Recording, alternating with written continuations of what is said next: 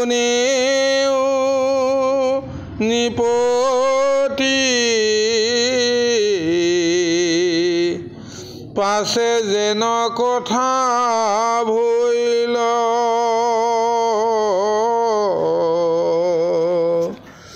চক্ৰক ৰাজায়ে তুতি নতি কৰি শান্ত কৰিবা লৈল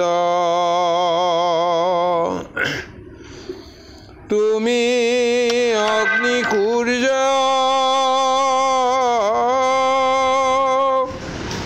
তুমি চন্দ্ৰমা নক্ষত্ৰ গণৰপতি তুমি জলক্ষিতি মহাবায়ুজ্যোতি ইন্দ্ৰিয় গণ সম্প্ৰতি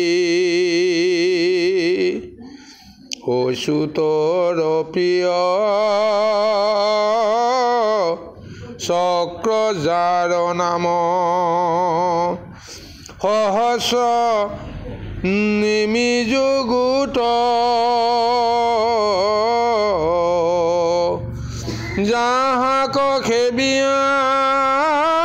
অধম প্ৰাণীও সংসাৰ হুৱে মুকুট হেনয় চক্ৰক সততে প্ৰণামো তুষ্ট হৈ মুক প্ৰতি ব্ৰাহ্মণৰ বাবে কুশল কৰিও সুস্থ হও কয়ান মতি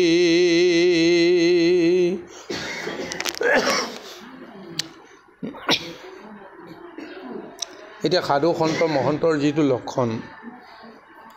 মহাভক্তৰ যিটো লক্ষণ অম্বৰীশৰ দ্বাৰা আজি সেই লক্ষণটো প্ৰকাশ কৰিছে ভকতক তুমি যিমানেই দুখ নকৰা ভকত সদায় অবিচল সদায় ধীৰ সদায় স্থিৰ সদায় ঈশ্বৰতে তেওঁ মতি কৰে গতিকে সৰ্বদোষ তেওঁ ঈশ্বৰৰ ওচৰতে সমৰ্পিত কৰে গতিকে এইকাৰণে আজি তেওঁকেই মাৰিবৰ কাৰণে নাশ কৰিবৰ কাৰণে অম্বৰীশে দুৰ্বাসাৰ পৰা যিটো অভিশাপ পাইছিল সেই অভিশাপৰ ফলত এতিয়া কি হ'ল স্বয়ং প্ৰভু ভগৱন্তে আহি ভক্তক ৰক্ষা কৰিলে ৰক্ষা কৰাৰ চলেৰে কি কৰিলে দুৰ্বাসাৰ সেই মহা অগ্নিৰ অস্ত্ৰকো কীটাগ্নিকো ভগৱন্তৰ চক্ৰে নাশ কৰিলে আৰু সেই চক্ৰে গৈ দুৰ্বাসা খেদি খেদি গৈ এতিয়া দুৰ্বাসাক তিনি ত্ৰৈলোকত ঠাই নোহোৱা কৰি পেলালে ক'তো পলাই খাইবলৈ তাৰ জাগা নাইকিয়া হৈ গ'ল শেষত গৈ ব্ৰহ্মাৰ ওচৰ পালেগৈ ব্ৰহ্মাও নোৱাৰো বুলি ক'লে শিৱৰ ওচৰত গ'লে শিৱও নোৱাৰো বুলি ক'লে বিষ্ণুৰ ওচৰত গ'লে বিষ্ণুও নোৱাৰো বুলি ক'লে কিন্তু সেই বিষ্ণুৱে শেষত এটা উপায় দিলে তুমি যাকে অপৰাধ কৰিছিলা যাৰ দুখৰ দোষী আৰু তুমি সেইজনৰ ওচৰলৈকে যোৱা আৰু সেইজনে যদি তোমাক ৰক্ষা কৰে তেতিয়াহ'লে মই তোমাক ৰক্ষা কৰিব পাৰিম সেইজনে যদি ৰক্ষা নকৰে তেতিয়াহ'লে তোমাৰ কোনো বিকল্প নাই কিন্তু তেওঁতো আশ্বাস দিলে যে মোৰ ভক্ত এনেকুৱা এটা মহাগুণ তেওঁ ওচৰলৈকে যোৱাৰ লগে লগে এতিয়া তেওঁ নিশ্চয় তোমাক সমস্ত দুখ মানে ক্ষমা কৰি তোমাক নিশ্চয় কৃপা কৰিব ৰক্ষা কৰিব আৰু তাৰ পিছতে তেওঁ গৈ যেতিয়া অম্বৰীশৰ ওচৰত গৈ এনেকৈ কৰিব লগা হ'ল সেই অম্বৰীশে তেতিয়া সেই ব্ৰাহ্মণৰ বা এই দুৰ্বাসাৰ মহা দুখখিনি দেখি তেওঁ সহ্য কৰিব নোৱাৰিলে সেইকাৰণে দুৰ্বাসাক তেওঁ পিছলৈ থৈ দি তেওঁ সন্মুখলৈ আহি চক্ৰক আহি এনেদৰে স্তুতি কৰিব লগা হৈছে শুকমণিয়ে গোটেই কথাখিনি অম্বৰীশৰ আৰু দুৰ্বাসাৰ এই মহা কথনখিনি পৰীক্ষিতৰ আগত কৈ আছে শুক নিগদতি শুনিও নিপতি পাছে যেন কথা ভৰিল চক্ৰকৰ ৰাজাই তুতি নতি কৰি শান্ত কৰিবাক লৈলা যি মহা অগ্নিমূৰ্তি ধৰি দুৰ্বাসাক মাৰিবৰ কাৰণে চক্ৰই এটা মূৰ্তি লৈ আহিছে এটা মহা স্তুতিৰ জৰিয়তে সেই চক্ৰক শান্ত কৰিবলৈ কাৰণে ক'লে যে সেই অগ্নি ৰূপী সেই চক্ৰৰ গুণটো এনেকৈ প্ৰকাশ কৰিছে যে তুমি অগ্নি সূৰ্য তুমি সেই চন্দ্ৰমা নক্ষত্ৰ গতিৰ গণৰ প্ৰতি তুমি জলস্থিতি মহাবায়ু ক্ষিতি ইন্দ্ৰিয় গণ সম্প্ৰতি যে তুমি অগ্নি তুমি সূৰ্য তুমি চন্দ্ৰ সমস্ত নক্ষত্ৰৰ ওপৰত বোলে তুমিয়ে সমস্ত নক্ষত্ৰৰ তুমি ৰজা তুমি জল ক্ষিতি পঞ্চভূত মহাজ্যোতিৰ জৰে মহা ইন্দ্ৰিয় সকলকো তুমিয়ে পৰিচালনা কৰি আছা গতিকে যাৰ নাম শুনিলে সহস্ৰজনেও ভয়ত ত্ৰাসিত হ'ব লগা হয় আৰু তুমি বোলে অচ্যুতৰ বা ভগৱন্তৰ মহাভক্ত তোমাৰ নাম চক্ৰ আৰু তোমাক ক্ষমা কৰিলে অধম পাপীজনো বোলে মহা মুক্তি পায় গতিকে এইখন চক্ৰক এতিয়া তুষ্ট হ'বৰ কাৰণে তেওঁ প্ৰাৰ্থনা কৰিছে ব্ৰাহ্মণৰ যিটো দুখ ব্ৰাহ্মণৰ যিটো পীড়া সেইটো কেতিয়াও সহ্য কৰিব পৰা নাই সেইকাৰণে ব্ৰাহ্মণৰ সুস্থ মন হওক সুস্থ গতি হওক তাৰ কাৰণে তুমি নিজৰ ক্ৰোধৰ যিটো ৰূপ সেই ৰূপটো তুমি সম্বৰণ কৰি শান্ত মূৰ্তি ধাৰণ কৰি সকলোকে কৃপা কৰিব লাগে এনেদৰে মহা স্তুতি কৰি চক্ৰৰ ওচৰত তেওঁ নিবেদন কৰিছে হেনয় তোমাৰ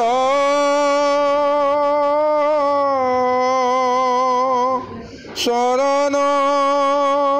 তহেৰা নমো মই বাৰম্বাৰ ধৰ্মৰূপে তুমি জগতক পালা হয়তো মূৰ্তি ভৈলা যাৰ এৰাম জয়গ মূৰ্তি তুমি আপুনিও ধৰা যজ্ঞ কৰা ভোজন দশ দিগপাল ৰূপ হৈয়া তুমি সবাকো পালা ঘন জগতকে ব্যাপী আশায় আত্মাৰূপে পৰম শ্ৰেষ্ঠ মহন্ত অধৰ্মিক নাশা সধৰ্মিক পালা তুমি কি পৰম সন্ত অখিল ধৰ্মৰ হেতু তুমি প্ৰভু নমঃ তজু চৰণে সকলে লোকক আপুনি পালা পখিলো মই শৰণে এই চক্ৰক এতিয়া অম্বৰীশৰ দৃষ্টিৰে এই বুলি বৰ্ণনা কৰিছে তুমিয়ে বোলে ধৰ্মৰূপে সমস্ত জগতক পালন কৰি আছা তুমি সত্য মূৰ্তি ৰূপে সমস্ত জগতকে মহা জ্ঞান দিছা মহা শক্তি দিছা এইখন তোমাৰ চৰণত মই বাৰম্বাৰ নমস্কাৰ কৰিছোঁ ক্ষমা কৰিছোঁ কাৰণ তুমিয়ে হৈছে যজ্ঞ মূৰ্তি তুমিয়ে সমস্ত যজ্ঞৰ ফল তুমিয়ে ভোজন কৰা দশ দিগপালৰ ৰূপ লৈ তুমি দেৱতাৰ ৰূপেৰে সমস্ত জনকে তুমি পালন কৰি আছা সমস্ত জগততে তুমি আত্মাৰূপে ব্যাপ্ত হৈ আছা অধৰ্মিক নাশ কৰি আছা সধৰ্মিক তুমি পালন কৰি আছা আৰু তুমি পৰম সন্ত ৰূপত সমস্তকে তুমি মহা দয়া কৰিছা কৃপা কৰিছা এই অখিল সংসাৰত অখণ্ড মণ্ডলত ধৰ্মৰ সেতু গুহাই তোমাৰ নামেৰে সৈতে সমস্তকে তুমি ৰক্ষা কৰি আছা গতিকে এইহেন প্ৰভু ভগৱন্তজনৰ কৰ্ম কি তেওঁ স্বজন কৰোঁতা তেওঁ পালন কৰোঁতা আৰু সময়ত তেওঁ সংহাৰ কৰোঁতা আৰু সেই সংহাৰ ৰূপটো তেওঁ এইকাৰণে ধাৰণ কৰে যে আমাৰ দেহৰ ভিতৰত থকা যিবিলাক আসুৰিক মহাশক্তিবিলাকক নাশ কৰিবৰ কাৰণে তেওঁ আচলতে সংহাৰী ৰূপ লয় আৰু সেই সংহাৰী ৰূপে এটা সময়ত মনৰ ভিতৰত থকা সংসাৰত থকা অধৰ্ম শক্তিটোক নাশ কৰাৰ ফলত ধৰ্ম শক্তিটো প্ৰভাৱ হয় আজি যেন দুৰ্বাসাৰ ৰূপটো দেখি অৱস্থাটো দেখি তেওঁ এই কথাটোকে কৈছে তুমি এতিয়া সংহাৰ ৰূপ লৈ দুৰ্বাসাৰ পিছে পিছে আহি তুমি যিটো কৰ্ম কৰিলা তোমাৰ সংহাৰৰ কৰ্মটো ইতিমধ্যে সমাপ্ত হৈ গৈছে কাৰণ যিটো জ্ঞানৰ অহংকাৰ আছিল গৰ্ব আছিল তপৰ শক্তিৰ মহা আসক্তিত তেওঁ বলিয়ান হৈছিল আজি তোমাৰ চক্ৰৰ জৰিয়তে তেওঁ সেই সমস্ত ভাৱনাবিলাক সংহাৰ কৰি দিলা এতিয়া তেওঁ শুদ্ধ হ'ল এতিয়া শান্তমূৰ্তি হ'ল তুমি তেওঁক কৃপা কৰিব লাগে এনেদৰে আজি এই চক্ৰক ঈশ্বৰৰ সৰ্বময় যিটো তত্ত্ব ৰহস্য সেই ৰূপে এতিয়া চক্ৰক তেওঁ জ্ঞান কৰিছে কৃষ্ণ য'ত চক্ৰও ত'ত চক্ৰ য'ত কৃষ্ণ ত'ত ঠিক তেনেকুৱা এটা ভাৱনাই সেই কৃষ্ণকে সৰ্বময় চক্ৰকে সৰ্বময় কৰ্তা বুলি তেওঁ জ্ঞান কৰিছে আধ্যাত্মিকত দিশটো সেইটোৱে হয় কাৰণ ঈশ্বৰৰ ইচ্ছাতেহে কৃষ্ণৰ ইচ্ছাতেহে চক্ৰই ক'ত যাব লাগে কাক কি কৰিব লাগে কাক কেনেকৈ সংহাৰ কৰিব লাগে গোটেইখিনি কৰে আজি এতিয়া ভক্তৰ ওচৰলৈ আহিছে সেই কাল মূৰ্তি ধৰা চক্ৰ ভক্তৰ দৰ্শন পোৱাৰ পিছত তেওঁ নিশ্চয় ভক্তৰ কথা তেওঁ মানিব লাগিব এই কথাখিনিকে এতিয়া আত্মদৰ্শনত অম্বৰীষে নিবেদন কৰি আছে চক্ৰক এতিয়া তাৰপিছত চক্ৰইনো কি ৰূপ ধাৰণ কৰে তাৰ বিষয়ে পৰৱৰ্তী পদত নিশ্চয় আহিব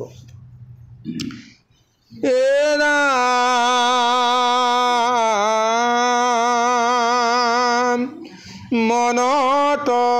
অধিক বেগ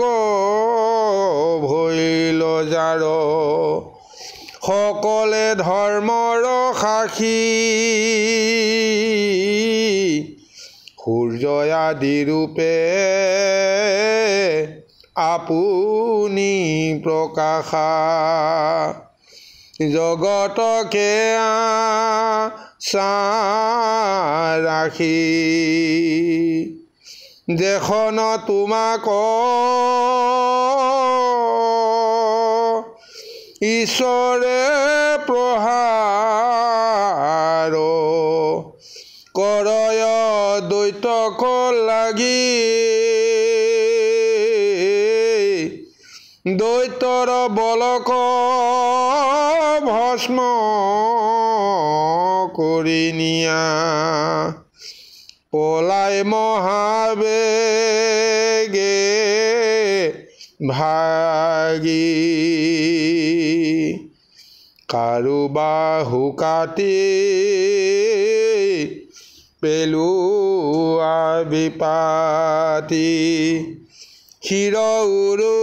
কাণ নাক যুদ্ধ সময়ত কৰা প্ৰকাশ চাহন নযায় যাক সেহি তুমি প্ৰভু জগতৰে দুখ হৰি বাক মনে হৰি নিৰূপণ কৰে আচন্ত তোমাক গুণে নাই হৰি বৰি। এতিয়া এই সুদৰ্শন চক্ৰৰ যিটো মহাগতি, সেই গতিটোৰ মানটো তেওঁ এনেদৰে নিৰূপণ কৰিছে। এইখন সৃষ্টিত সমস্ত ইন্দ্ৰিয়বৰ্গৰ ভিতৰত আটাইতকৈ বেগী ইন্দ্ৰিয়টোৱেই হৈছে মন, কিন্তু মনতকৈ অধিক তোমাৰ গতি। নিমিষতে সমস্তকে ধ্বংস কৰিব পাৰে। আৰু সূৰ্য আদি চন্দ্ৰ আদি ৰূপ ধৰি সমস্ত জগতকে সেই চক্ৰৰ প্ৰভাৱে যেন আলোকিত কৰি আছে। আৰু যেতিয়াই প্ৰভু ভগৱন্তে দৈত্যক মাৰিবৰ কাৰণে তোমাক যেতিয়া আদেশ দিয়ে, তোমাক যেতিয়া তেওঁ হাত জোকাৰি আঙুলি জোকাৰি যেতিয়া তোমাক পঠিয়াই দিয়ে, তেতিয়া সেই দৈত্যৰ মহাবলকো তুমি নিমিষতে ভস্মীভূত কৰি পেলোৱা। তোমাৰ সেই শক্তিয়ে সমস্তক পুৰি ধ্বংস কৰে আৰু মহাবেগে সেই দৈত্য শক্তিসমূহ তোমাৰ পৰা পলাই যাবৰ কাৰণে, ভাগি যাবৰ কাৰণে বাধ্য হয়। আৰু সেই যুদ্ধ সময়ত তুমি এনেকৈ এক ভয়ংকৰ মূৰ্তি ধাৰণ কৰা, যিটো ৰূপক চাবলৈ কাৰো শক্তি আৰু সাধ্য নাই। সেইকাৰণে কৈছে, সেহি প্ৰভু তুমি জগতৰে দুখ হৰিবাক মনে হৰি। আৰু সেইজনী তুমি প্ৰভুৰ ৰূপ ধৰি সমস্ত জগতৰ দুখ হৰণ কৰিবৰ কাৰণে তুমি অৱতাৰ ধাৰণ কৰা। নিৰূপণ কৰি আচন্ত তোমাক গুণে নাই হৰিবে। তোমাৰ সেই গুণ, সেই গুণৰ তত্ত্বত জগতত কোনো যে সৰু নহয়, কোনো যে বৰ নহয়, তোমাৰ মানৱ সকলো সমান। যিজনে তোমাক বুজিব নোৱাৰে, যিজনে তোমাক ভুল ধৰিব নোৱাৰে, তেওঁলোকৰ সেই অজ্ঞানতা দূৰ কৰিবৰ কাৰণে তুমি প্ৰলয়ৰ ৰূপ ধৰি তেওঁলোকৰ ওচৰলৈ আহা। ৰূপ লৈ আহি এটাই তুমি কৰ্ম কৰা যে তাক ধ্বংস কৰাৰ পৰিৱৰ্তে তেওঁৰ অজ্ঞান অন্ধকাৰ দূৰ কৰি তোমাক বুজিব পৰা শক্তিখিনি তেওঁ প্ৰদান কৰা। গতিকে সেই প্ৰভুৰ গুণ এতিয়া তোমাৰ শক্তিত নিয়োজিত হৈ আছে বুলি সুদৰ্শনক তেওঁ মহাস্তুতি কৰি আছে। এ ৰাম শুনিও ক প্ৰভু আমাৰ কুশল, ব্ৰাহ্মণে খে ইষ্ট দেৱ তাহান কুশল কৰি কৈবে চৰণত কৰো সেৱ। সুনিশ্চিত ভাৱে যজ্ঞ কৰি যদি আছো ঈশ্বৰ, সেহি পুণ্যচয় অৰ্পিলো কৃষ্ণত অন্তৰেখে অজৰ। ভগৱন্ত প্ৰভু মুখ লাগি যদি হৈ আছা তুষ্ট মন,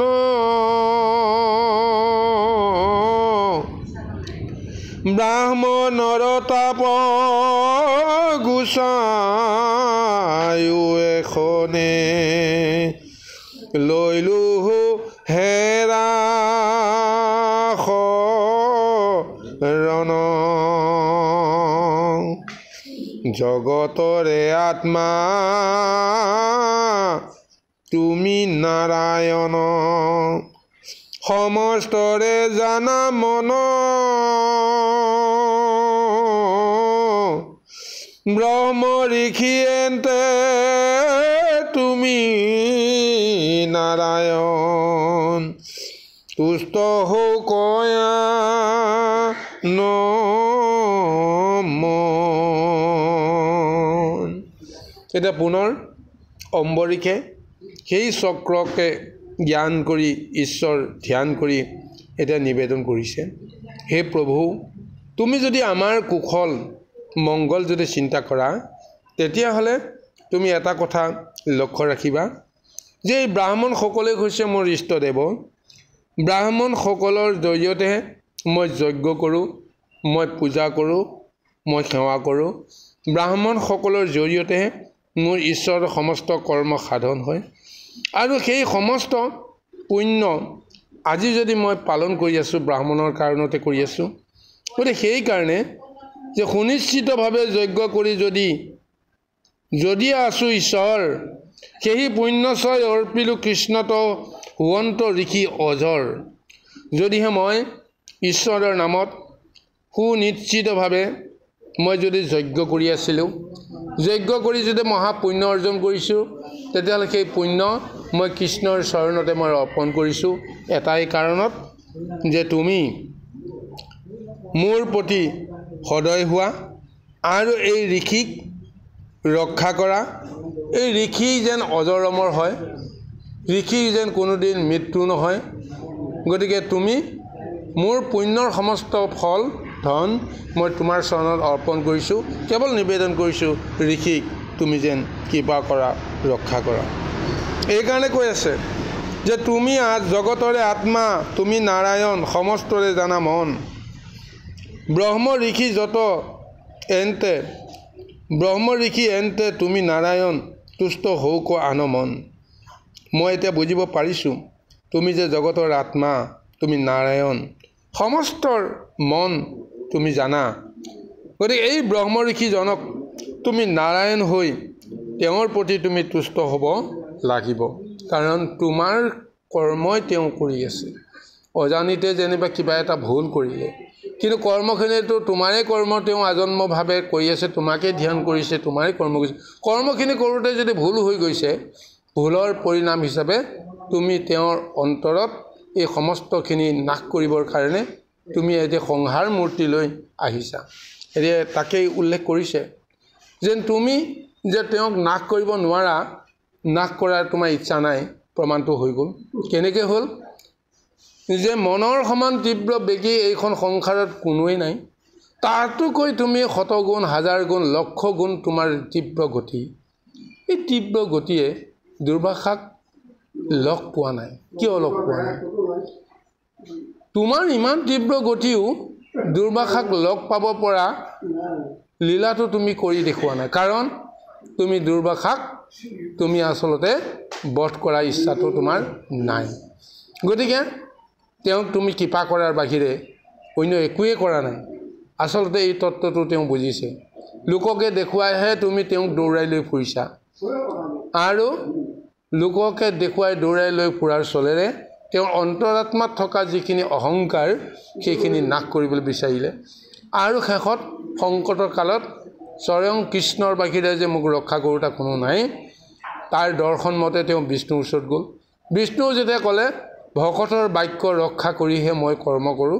ভকতে যদি তোমাৰ ৰক্ষা কৰে তেতিয়া ময়ো তোমাৰ ৰক্ষা কৰিব পাৰিম কিন্তু এতিয়া তুমি ভকতৰ দুখ লগাইছা গতিকে ভকতে যদি মৰিখন কৰে তেতিয়াহ'লে মোৰ ক'ব লগা নাই অৰ্থাৎ ভগৱন্তে সৰ্বশ্ৰেষ্ঠ ভকতক তেওঁ এই ৰূপটো তেওঁ দান দিছে সেইকাৰণে ভকতৰ আজ্ঞা নহ'লে একো তেওঁ কৰিব নোৱাৰে আজি সেইকাৰণে আজি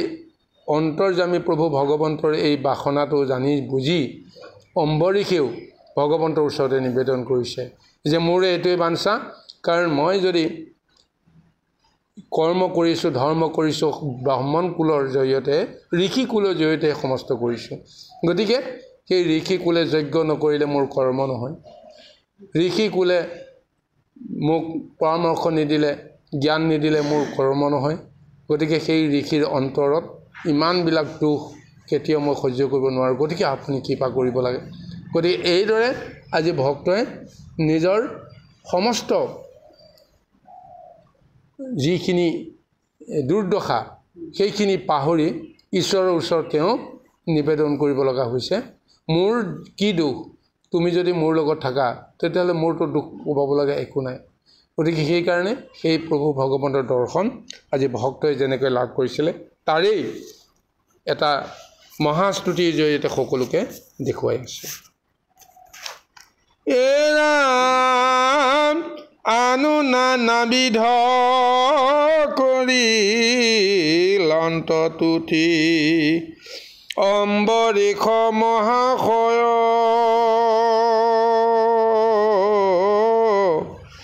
সংক্ষেপ পদত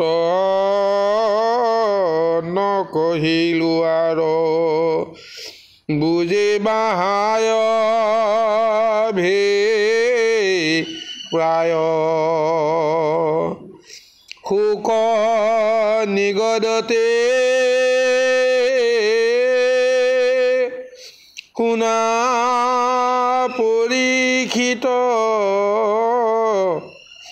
ৰাজায়ে তুতি কৰিলা বিষ্ণুৰ চক্ৰৰ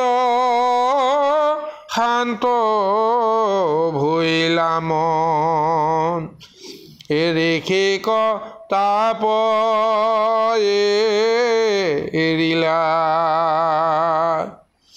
সভাৰ মাজত ৰত্ন আসনত বখিলন্ত চক্ৰে গয়া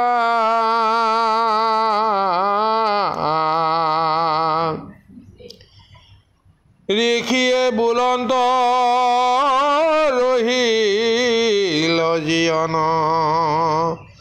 হে মহায়া নন্দিত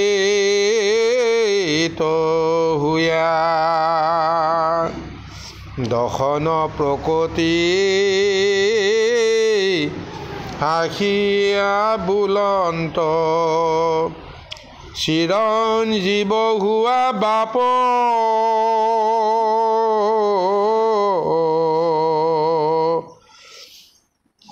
তোমাৰ প্ৰসাদে সুস্থ ভৈ লগাব চক্ৰে এৰিলন তাপ এনেদৰে অম্বৰীশে যেতিয়া নানা ধৰণৰ তুতি কৰিলে তুতি কৰাৰ পিছত চক্ৰে নিজৰ যিটো ক্ৰোধ সেই ক্ৰোধটো সম্বৰণ কৰিলে শান্ত মূৰ্তি ধাৰণ কৰিলে আৰু শান্ত মূৰ্তি ধাৰণ কৰি এতিয়া সেই চক্ৰই এটা ৰূপ ল'লে বৈষ্ণৱৰ ৰূপ ল'লে বৈষ্ণৱৰ ৰূপ লৈ কি কৰিছে তেওঁৰ যিখন ৰত্ন আসন তেওঁৰ কাৰণে থৈ দিছে সেইখন আসনত তেওঁ শান্ত মূৰ্তি ধৰি তেওঁ যেতিয়া বহি ল'লে বহি সকলোকে সদয় দৃষ্টি চালে আৰু দুৰ্বাসাৰ প্ৰতি যিটো তেওঁৰ মহা তাপ শক্তি প্ৰয়োগ কৰিছিলে সেইটো তেওঁ সম্বৰণ কৰিলে আৰু এতিয়া শান্ত এক শীতল ৰূপ অনুভৱ কৰি দুৰ্বাসাও ভাবি ল'লে যে এতিয়া মই ভগৱন্তৰ কৃপাত আৰু অম্বৰীশৰ মহাস্তুতিৰ ফলত চক্ৰৰ ক্ৰোধৰ পৰা মই এটা ৰক্ষা পৰিলোঁ এতিয়া এই চক্ৰক প্ৰভু ভগৱন্তে অম্বৰীশৰ সুৰক্ষাৰ কাৰণে তেওঁক সদায় পঠিয়াইছিল আৰু এতিয়া ভাগৱতত উল্লেখ কৰাৰ মতে অস্ত্ৰৰূপে তেওঁ যদিও কৰ্মখিনি কৰে কিন্তু স্বাভাৱিকতে সেই অস্ত্ৰই এটা মূৰ্তি ধৰি এটা ভকত আৰু বৈষ্ণৱৰ মূৰ্তি ধৰি পাৰিষদ ৰূপতে অম্বৰীশৰ ৰাজসভাত তেওঁ থাকে আৰু এই কথাটোকে এতিয়া ভাগৱতে প্ৰকাশ কৰিছে চক্ৰৰ যেতিয়া কৰ্ম সমাপ্ত হ'ল তেওঁ পুনৰ তেওঁ মহা ৰূপ লৈ বৈষ্ণৱৰ ৰূপ লৈ আহি যেতিয়া নিজৰ আসনত উপবিষ্ট হ'ল তাৰপিছত অম্বৰীশে যেতিয়া শান্ত মূৰ্তি ধৰি বিষ্ণু চক্ৰক তুতি কৰি আছে আৰু দুৰ্বাসাও যেতিয়া গম পাই গ'ল যে আচলতে ভগৱন্ত আৰু ভক্তৰ মহাকৃপাত তেওঁ আজি ৰক্ষা পৰিল সেইকাৰণে আজি অম্বৰীশক উদ্দেশ্য কৰি শেষত হাঁহি হাঁহি আশ্বাসিত কৰি ক'লে যে হে মহাৰজা তোমাৰ কৃপাতে মোৰ জীৱন ৰক্ষা পৰিল গতিকে তোমাক মই মহা আশীৰ্বাদ দিছোঁ তুমি চিৰঞ্জীৱ হ'বা তোমাৰ প্ৰসাদতে আজি সুস্থ হৈ পৰিলোঁ আৰু বিষ্ণু কোপৰ পৰা মই ৰক্ষা পৰিলোঁ এনেদৰে অম্বৰীশক উদ্দেশ্য কৰিয়ে আজি এই দুৰ্বাসায়ো এক সৎ বাক্য প্ৰয়োগ কৰি অম্বৰীষক তেওঁ মহা আশীৰ্বাদ কৰিছে। কৃষ্ণ।